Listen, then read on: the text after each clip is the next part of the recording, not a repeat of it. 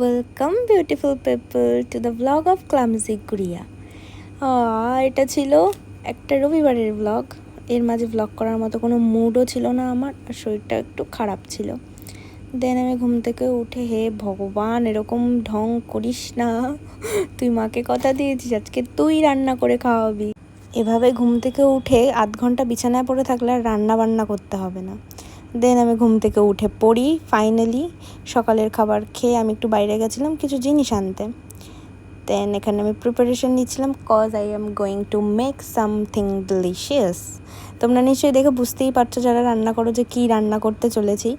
আমি সব ক্লিপ ওভাবে নিতে পারিনি, কারণ আমার একার পক্ষে এতটা সম্ভব ছিল না।